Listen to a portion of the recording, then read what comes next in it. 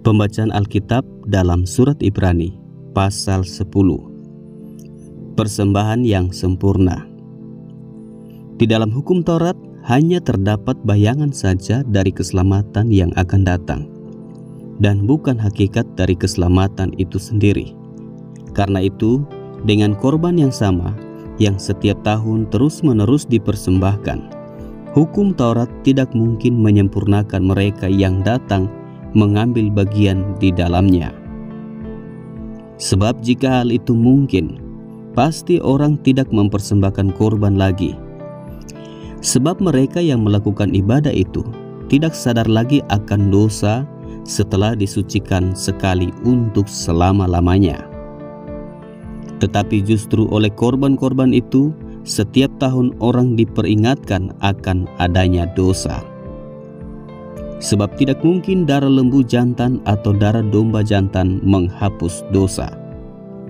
Karena itu, ketika ia masuk ke dunia, ia berkata, "Korban dan persembahan tidak engkau kehendaki, tetapi engkau telah menyediakan tubuh bagiku.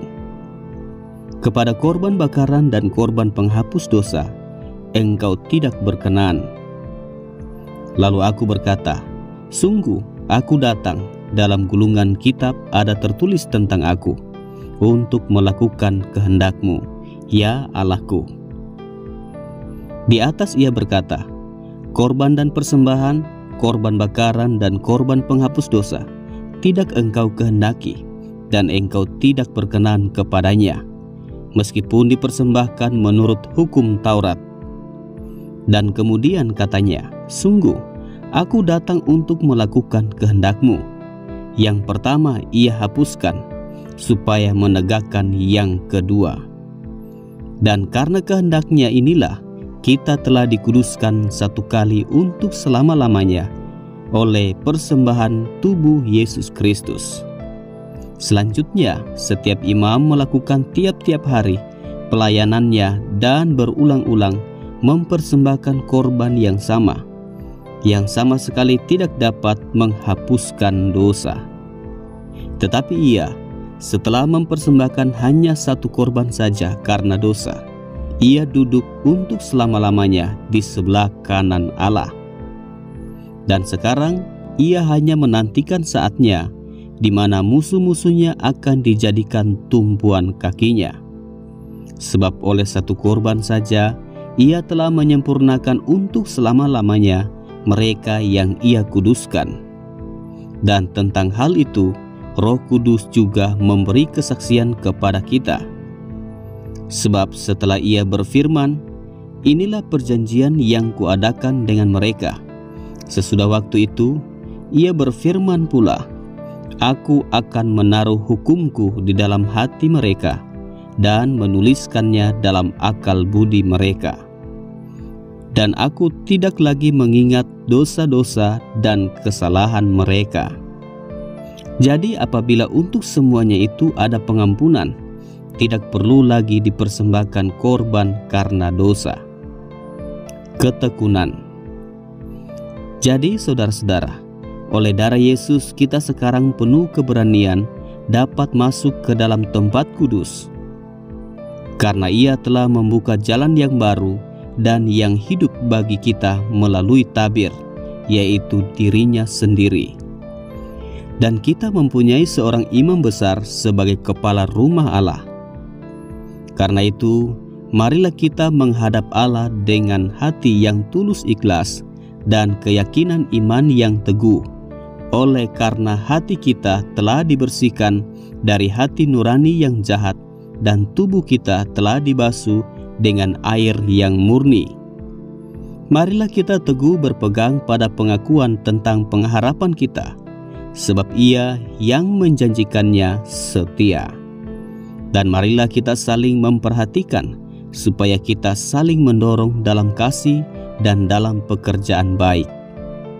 Janganlah kita menjauhkan diri dari pertemuan-pertemuan ibadah kita, seperti dibiasakan oleh beberapa orang, tetapi marilah kita saling menasihati dan semakin giat melakukannya menjelang hari Tuhan yang mendekat.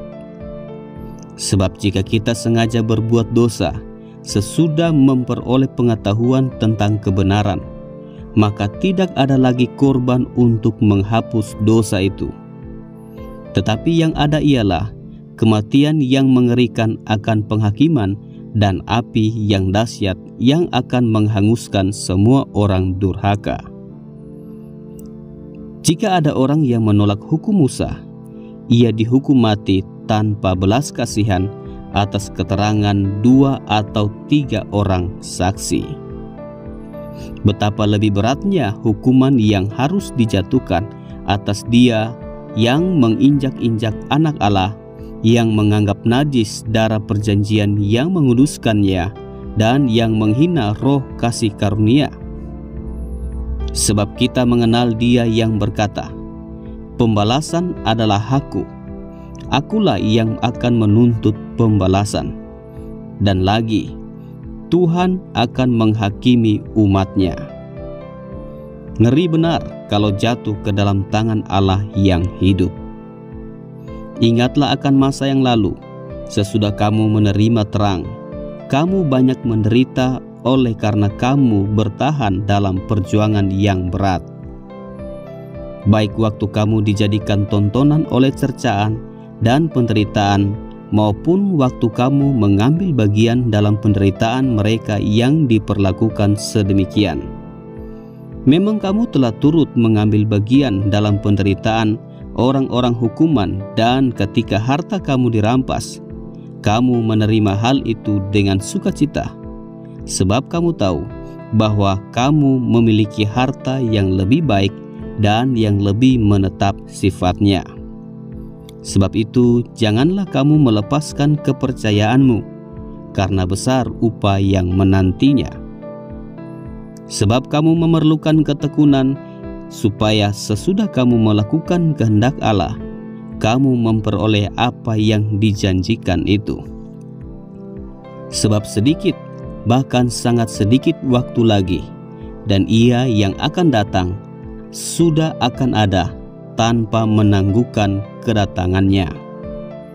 Tetapi orangku yang benar akan hidup oleh iman, dan apabila ia mengundurkan diri, maka aku tidak berkenan kepadanya.